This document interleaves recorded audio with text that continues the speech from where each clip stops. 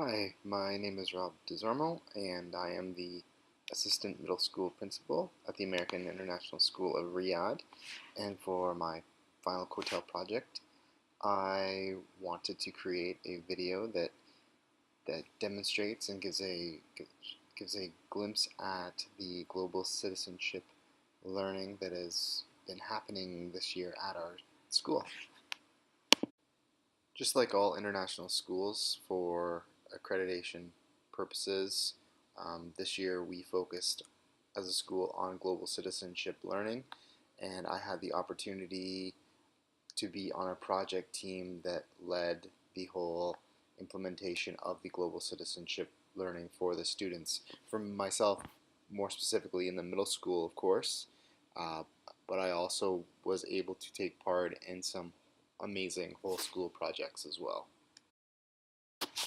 Ultimately, the goal was to deepen student understanding towards global citizenship and to get them thinking differently towards the current state of our world.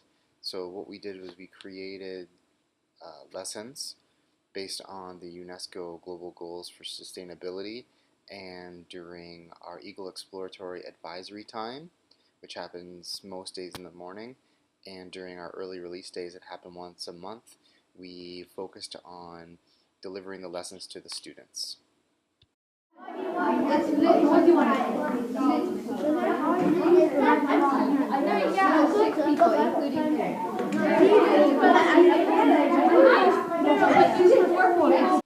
These activities triggered a lot of really amazing discussions with the students and the teachers, and it immediately raised the level of awareness towards global issues that were happening throughout the world, and allowed for a lot of the students and the teachers to begin to voice their opinions and their thoughts about all these issues, which was really great to see.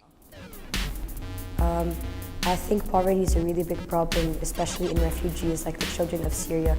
They're having to move out of their country, and they aren't being treated properly because of the problems going on in their country, and they're really affected by it.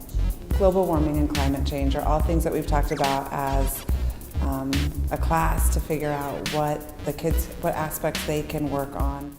Awareness was the first part of our goal, but of course we wanted that to translate into action, which is a very important part of our goal as well. And throughout the year it has become very evident that students are improving their understanding in this area as well, with all the projects that they've been doing in their classrooms with the guidance from their teachers. And the best part for me to see is that students are getting away from the traditional ways of taking action with the money, donating money, etc., and they're starting to do things that are really looking like a more sustainable idea to help with some of the world issues they've been looking at. Here are some teachers and students discussing what they've been seeing both through interviews and on the big stage as well. Mr. Polson, in what ways this year do you think students showed evidence of learning global citizenship from your perspective? From my perspective, okay. I think specifically the students that I work with in both grade 7 and 8 were really engaged with this idea of global citizenship. Not only did we have some great conversations, but we had fun doing the activities with walking a mile in someone's shoes, and the activity where we were relating equality or inequality to tossing the crumpled paper balls at the garbage can. In addition, there was the creation of the middle school garden this year, promoting awareness of environmentalism and promoting this cycle of wondering where your food comes from and getting to understand that. All of the work that's been done around supporting our Azar workers through various food drives and giving them the support that they need, getting to know them. So I think there's been a lot of examples this year. All right, thank you.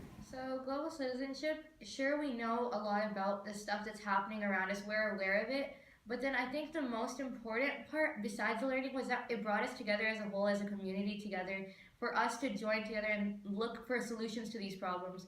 such as bullying, we already have these problems. Then if we come together and solve it together. So I think if I learned anything was that you don't have to make a big difference in the school. You have to make like it could make a small difference, but it would go on a larger scale in the future. But it helped me deepen my thoughts, and my realizations opened up broader and wider, and now I'm more aware of the problems. I was also thinking about how much fun I was having knitting hats and scarves with my family.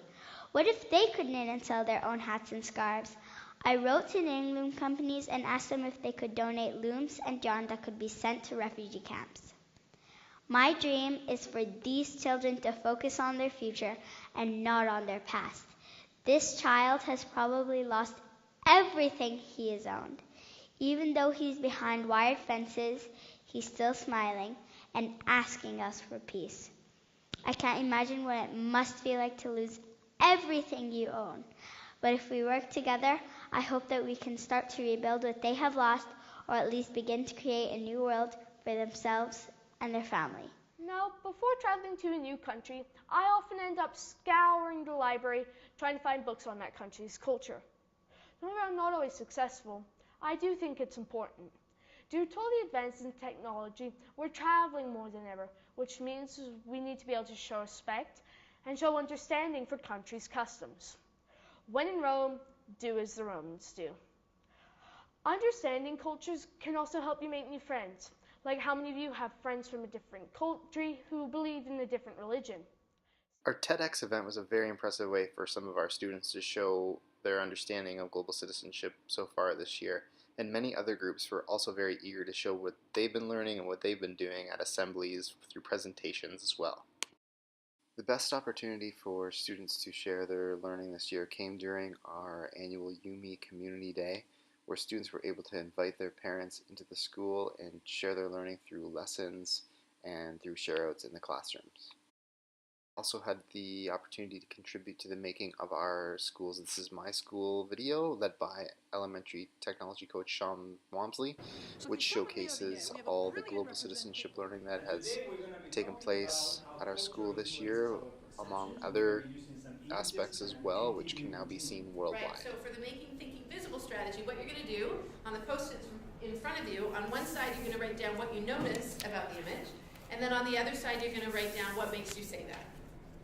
Can we help you? Wrong room.